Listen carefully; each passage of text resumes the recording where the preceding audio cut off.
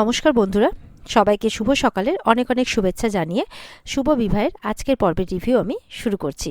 শুরুতে আমরা দেখতে পাচ্ছি যে জমিতে তো ঝামেলা চলছে, একের পর এক দাবিদার এসে জমি দাবি করছে, আবার সুতাদেরকে বলছে যে ঘট সরান, আমরা এখানে ঘট প্রতিষ্ঠা করব, আমাদের পুজো করব এখানে।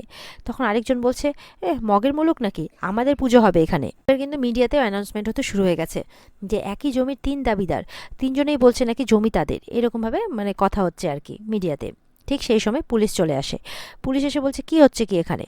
এরপরে তো তেজ পুলিশকে বলছে দেখুন না, এই জমিটা আমাদের, আমরা এখানে পুজো করতে এসেছি। এখন ওরাও এসে বলছে ওরাও নাকি এই জমিটা নাকি তাদের। তো মেচকা তুমি একটু কাগজ দেখাও তো ওনাদেরকে। এরপর তো মেচকা কাগজ দেখায়। তখন পুলিশ কাগজটা দেখে বলে এই কাগজটা তো জাল। এটা শুনে তো তেজরা অবাক হয়ে যায়। এবার সবাই একে একে তাদের কাগজ দেখাচ্ছে। পুলিশ তো বলছে যে এই সব কটা কাগজই জাল। পুলিশ বলছে যে এই জমি আপনাদের কারোরই নয়, এটা ডিসপিউটেড ল্যান্ড। ওদিকে ঝুম্পা কিন্তু সুধার আলমারি থেকে সমস্ত গয়নার বাক্সগুলো বের করে নেয়, বের করে ট্রলিতে ঢুকিয়ে ফেলে। এদিকে পুলিশ তেজদেরকে বলছে যে আপনারা হয়তো জানেন না যে এই জমি কারো হতেই পারে না, এটা অনেক দিন ধরেই এই জমি নিয়ে কেস চলছে। যেটা শুনে কিন্তু তেজের পুরো পরিবার অবাক। ঠাম্মি বলছে কোথাও একটা ভুল হচ্ছে, আমাদের কাছে তো অরিজিনাল কাগজ আছে। পুলিশ বলছে এই সবগুলোই ভুয়ো, আপনি দেখতে পাচ্ছেন না যে কতজন এসে একই কথা বলছে। তখন সুধাও বলছে না না, নিশ্চয়ই কোথাও একটা ভুল হচ্ছে। বলছে উনি তো আমাদের বাড়ির বউ, ঝুম্পার বাবা, উনি আমাদের এভাবে ঠকাতে পারেন না। মেচকা তো বলছে এক্ষুনি আমি চঞ্চলবাবুকে ফোন করছি, সব কিছু ক্লিয়ার হয়ে যাবে। তেজ বলছে হ্যাঁ ফোন করো তো, এই ভূমি পুজো করতে গিয়ে সে এত হ্যারাসমেন্ট আর ভালো লাগছে না। ঠাম্মি বলছে মেজো খোকা আমি কথা বলবো ওনার সাথে। তখন দেখছে যে ফোনটাই ধরছে না। বলে কি হলো, ফোন ধরছে না? পুলিশ বলছে ফোন ধরবেন না উনি, কারণ এরকম কেস এর আগেও হয়েছে। যতগুলো তিথি ছিল ততগুলো তিথিতে এরকমই অনেকজন দাবিদার এসে দাবি করে আর কি। তখন তো মিস্টার বোস বলছে যে সে কি কথা, এই একই জমি উনি কতজনকে বিক্রি করেছেন। পুলিশ বলছে সেটা তো চঞ্চলবাবুই জানেন, থানাতে ওনার নামে ফ্রড কেসের রিপোর্ট জমা পড়েছে, পুলিশ ওনাকে তন্ন তন্ন করে খুঁজছে, উনি নিখোঁজ।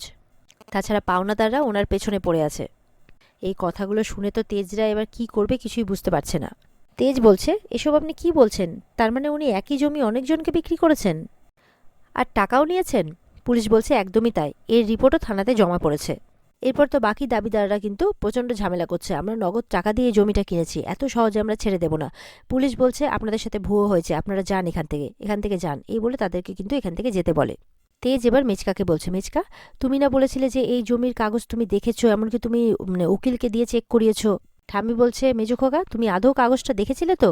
মেচকা বলছে যে আসলে ওরা নিজেদের লোক, হালকা আত্মীয়, তাই ঠাম্মি বলছে এরকম ভুল তুমি কি করে করতে পারলে? মেচকা বলছে মনে হয় কোথাও ভুল হচ্ছে। তখন সমুদ্র বলছে কোনো ভুল হচ্ছে না, দেখলে তো এই জমিটা পাওয়ার জন্য তুমি আমার জীবনটা নষ্ট করলে, কিন্তু জমিটাও পাওয়া হলো না।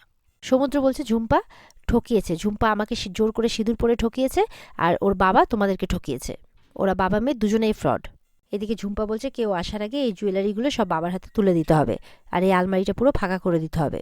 ওদিকে মেচকা কিন্তু ঝুম্পাকে ফোন করেছে, কিন্তু ঝুম্পাও ফোনটা রিসিভ করছে না। সমুদ্রটা বলছে কি ফোনটা রিসিভ করলো না তো? ও ঠিক বুঝতে পেরেছে যে ওর এখানে আসলে ধরা পড়ে যেতে পারে।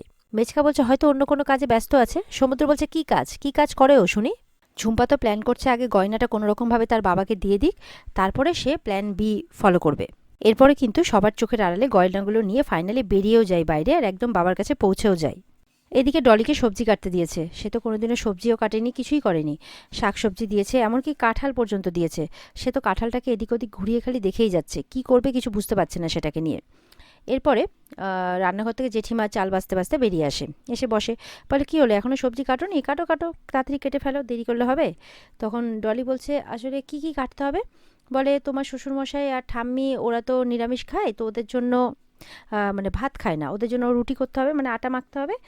আর তারপরে এই এঁচোড়টা করতে হবে, এটাই তো করে আগে উদ্ধার করো, পরেরটা পরে দেখা যাবে। আর ডলি তো মনে মনে বলছে আমি তো কোনোদিনও আগে সবজিই কাটিনি, এটা কিভাবে কাটতে হয় আমি তো জানিও না। পরে কাঁঠালটা কাটছে, এবার বটিতে বসিয়েছে আর শিলনোড়া দিয়ে দিয়ে বাড়ি মারছে। আর অমনি অর্ধেক কাঁঠালের টুকরো পুরো একদম লাফ মেরে গেছে একদম জেঠিমার মাথার মধ্যে। আর বাবা গো মাগো করে যাচ্ছে যে শাশুড়ি নির্যাতন করছো, মেরে মেরে দিয়ে। ডলি তো বলছে যে মা লাগেনি তো, বলে মেরে দিয়ে লাগেনি বলছো, চিৎকার করছে। আর চিৎকার করতে করতে কিন্তু বলে যে কোন বৌমা নিয়ে আসলাম রে বাবা, এ তো আমাকে মারছে ধরে। তখন অদিতি আসে। অদিতি বলছে কি গো তুমি এটাও কাটতে পারো না? ছাড়ো, সবজিটা না হয় আমি কেটে দিচ্ছি, তা তুমি আটা মাখতে পারো তো? ডলি বলছে যে হ্যাঁ হ্যাঁ মেখে দেবো। বলে যাও তো ওটা মেখে উদ্ধার করো, আর তিনি এক্ষুনি চলে আসবে, তার জন্য একটা ডিমের পোচ কিংবা অমলেট বানিয়ে রেখো, ঠিক আছে? ডলি বলছে ঠিক আছে ঠিক আছে। ওদিকে জ্যোৎস্নাকে ডাক্তার দেখিয়ে বাড়ি ফিরেছে সবাই, মানে তেজের মা, মেজো মা। বলছে যে যাক, বাচ্চা মা দুজনেই ভালো আছে, খুব ভালো। তো জ্যোৎস্নাকে বলছে যে সবসময় কিন্তু হাসি মুখে থাকতে হবে, মন খারাপ করে থাকলে হবে না, হ্যাঁ? এখন থেকে কিন্তু তোমরা দুজন, এটা তোমাকে মনে রাখতে হবে।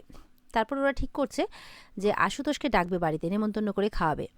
তখন জ্যোৎস্না বলছে উনি আসবেন না মা। বলে কেন আসবেন না, আমরা ডাকলেও আসবেন না? বলছে গতকালকে তো ওনাকে ইনভাইট করা হয়েছিল, উনি কি এলেন? বলে দেখো মানুষটা কত আপদে বিপদে আমাদের জন্য ঝাঁপিয়ে পড়েছে, মানুষটা আসবে না? জ্যোৎস্না মনে মনে বলছে কেনই বা উনি আসবেন, উনি তো শুধুমাত্র ওনার দায়িত্ব পালন করেছেন। আর এদিকে ঝুম্পা কিন্তু সমস্ত গয়নাগুলো নিয়ে তার বাবাকে দিচ্ছে। তার বাবা বলছে এ কি, তুই গয়না আনতে গেলে জামা কাপড়ের ব্যাগ নিয়ে এলি?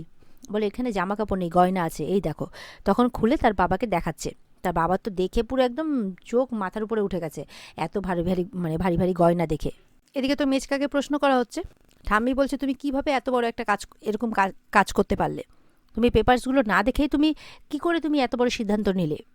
সমুদ্র বলছে বাবার কাছে আর কোনো উত্তর নেই ঠাম্মি। এদিকে তো মিস্টার বোস বলছে এটার জন্য কিন্তু আমি কোটি কোটি টাকা লাগিয়েছি, আমার কিন্তু টাকা চাই, কিংবা এখানে জমি চাই, না হলে কিন্তু আপনাদের প্রত্যেকের বিরুদ্ধে আমি ফ্রড কেস করব। এই বলে কিন্তু মিস্টার বোস চলে যাচ্ছে। তখন সুধা ওনাকে আটকাচ্ছে। আপনি প্লিজ যাবেন না, আপনি তো দেখতেই পেলেন যে আমরা এখানে এসে কিভাবে হ্যারাস হলাম, আমাদের তো এটা জানা ছিল না, বলুন তো একটু সময় দিন, আমরা কোনো একটা ব্যবস্থা করছি। বলে সময় দিলে কি করবেন, এই জমিটা ফেরত পেতে পারবেন? সুধা বলছে সেটা বলতে পারবো না, কিন্তু আমাকে তো বাড়িতে গিয়ে ঝুম্পার সাথে কথা বলতেই হবে। যদি সত্যি ওরা এরকমটা করে থাকে তাহলে এই সুধাময়ীর হাত থেকে ওদেরকে কেউ বাঁচাতে পারবে না, এরকমভাবে বলছে সুধা। এদিকে ডলি ডিমের অমলেট বানাচ্ছে মোবাইল দেখে দেখে, মানে ইউটিউব দেখে দেখে আর কি। তারপরে ইউটিউব দেখে দেখে আটা মাখাটাও শিখবে। অমলেটটা তো কোনো রকমভাবে বসিয়ে নিয়েছে, কিন্তু আটা মাখতে গিয়ে আটার মধ্যে বেশি করে জল দিয়ে দিয়েছে। এবার তো সেই মুহূর্তে অদিতিরা এসেছে আর কি, সবজি টবজি কেটে রান্না করে, এসে দেখে এই কাণ্ড। বলে এ কি, পুরো আটার জলটাই আটার মধ্যে ঢেলে দিলে? ডলি বলছে সরি সরি সরি, আর এই ভুল হবে না।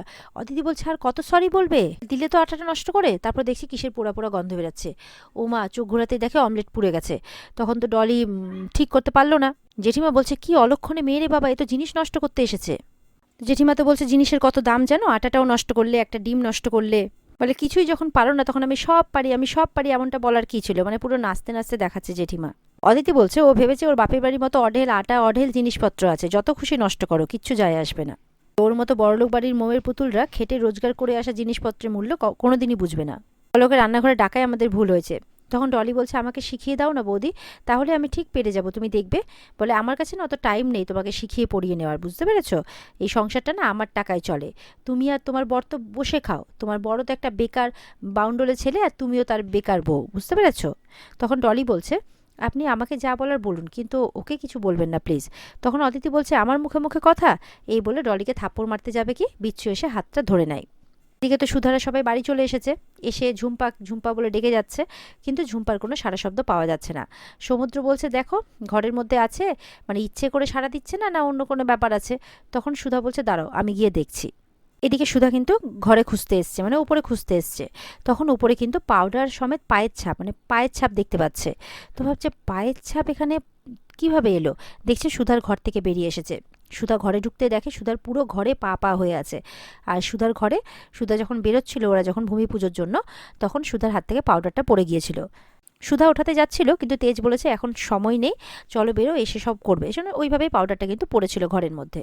তো সেই ঘরে যেহেতু কেউ ঢুকেছিল, তো সেই পাউডারের ছাপটা পুরো তার পায়ে লেগে যায়, মানে পাউডারটা, আর পুরো ঘরটাই পাউডার পাউডার, মানে পায়ের ছাপ পড়ে যায়।